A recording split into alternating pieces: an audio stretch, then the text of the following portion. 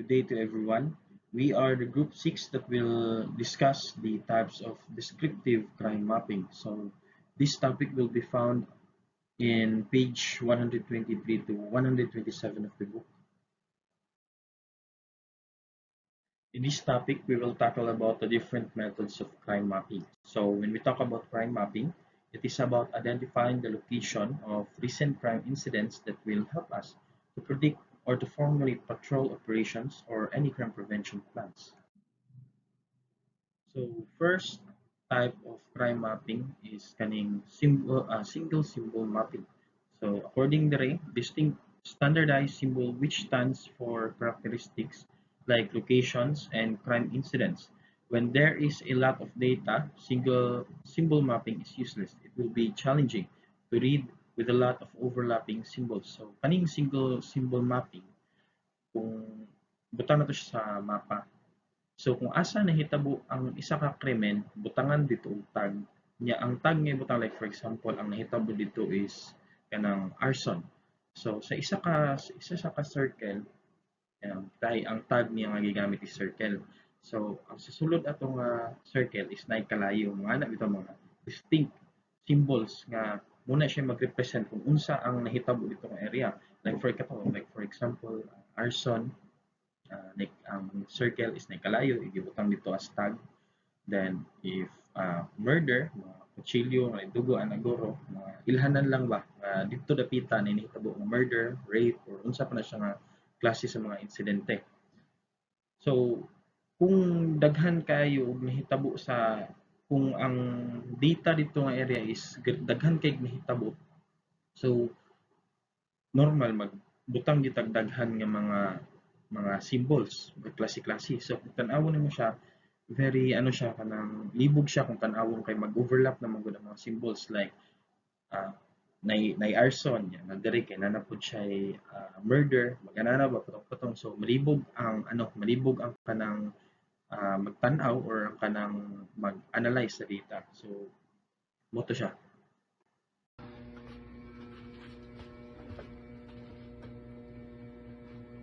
So, buffers. So, ang explanation daw aning buffers kay ang buffers is this is a system mapping siya system map siya sa PNP nga pwede nimo siya may establish up to short distance into 100 kilometers or long distance to 200 kilometers. So what is buffers daw? Kani daw buffers kay pwede nimo gamit aning buffers, pwede nimo pwede sa kapulisan locate og ma-monitor ang crime kung unsay nahitabo nga crime, unsay sa kanibang nga lugar sa kuntahay 200 ang radius nga imong gi-select sa buffer kay 200 kilometers. So kanang 200 kilometers ana ang crime rate nga nahitabo, ang mga calls nga na-receive sa mga police station or na-receive kung aha dapit ni nahitabo ang mga crime ma-monitor na o ma-analyze na sa PNP gamit ang buffers kay ang buffers makita niya kung asa dapit og pila ka crime rate ang nahitabo sa isa ka lugar. So, graduated mapping. So kani daw dali ra kani siya. Si graduated mapping daw kana daw siya kay kung sa buffers kung sa ganiha sa buffers kay ma-identify in 200 kilometers ana ang kung pila ka crime rate kani pod si graduated mapping ang gamit ani niya kay mo ni siya ang indicator, mo ni siya ang kining sa mapping ana so namtay picture dia na kana pakita na picture dia kanang mga green dia nga ba dot o blue dot kana daw kining kanadong green dot ug kanang si blue dot nadon siya kaning different different so gani classification siyang crime kung tahay kani si green kay kuan ni siya hold up ana ya kani si blue kay mo ni siya ang murder ana kung kini si blue gamay na siya, gamay lang iyan dot, kung gamay lang daw ang frequency siyan dot, it means hinay diha dapita ang crime rate sa patay. Kung kani mo pud si green dako pud dire dapita, dako ang iyahang dot ya green na siya ana, dako yung frequency, it means ana taas ang crime rate sa hold up diha nga dapita.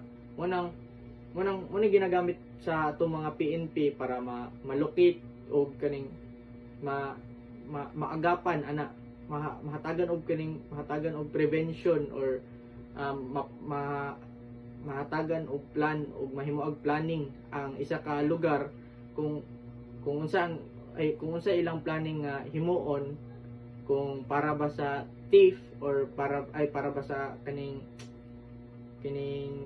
holduping ana, para ba sa holduping or para ba sa murder ana. Kay kung diha nga dapita kusog ang hold up ana, maghimo na sila og planning ana, para para ma-prevent unsa ilang himuon para mapugsa ng kuan diha kana nga crime diha dapita. For chart mapping, this type of mapping displays many values from a single variable at once. There are two types of chart mapping, the pie chart mapping and the bar chart mapping. Ang pie chart mapping uses the center of the zone to depict the frequency of a crime. Tapos ang kalayan nila ani sa bar chart mapping, isang pie circle siya, tapos gina-divide ni siya sa mga factor na, for example sa Tagum City daghan gyud naay mga case sa mga crime, so i-divide na siya. So 30% sa robbery, tapos 20% sa murder, tapos 50% sa rape. So equivalent na siya sa 100% mo ng pie, i-divide na siya sa mga factor. So circle siya, tapos i-divide siya sa mga factor na within the area kung sa mga crime na naitabo. Tapos ang kalayan niya sa bar is ang bar code. Same ra gyapon sila kung pila ka mga factor, pero iyaha is patas yang level. So kung percentage gyapon pero by level siya. So butang na to is ang rape is 50%, so nada rin 50%, tapos 25% dari ang robbery. Muna lang kalayan duha. Thank you. Number 5. Interactive crime mapping refers to the condensed geographic information system that are made accessible to users online. This mapping decreases the amount of labor and increases the information. Interactive crime mapping is a modern tool that allows the public to access and analyze crime data through online platforms using simplified geographic information system. Instead of viewing static crime reports, user can search specific areas or types of crime and generate maps that reflect their interest. This system gives the community more freedom to explore relevant information, promoting transparency and public awareness. It also benefits law enforcement by reducing the time and effort needed to respond to data requests, since the public can independently access much of the information they need. As a result, interactive crime mapping strengthens community engagement and helps support more informed crime prevention strategies. Uncle Baker.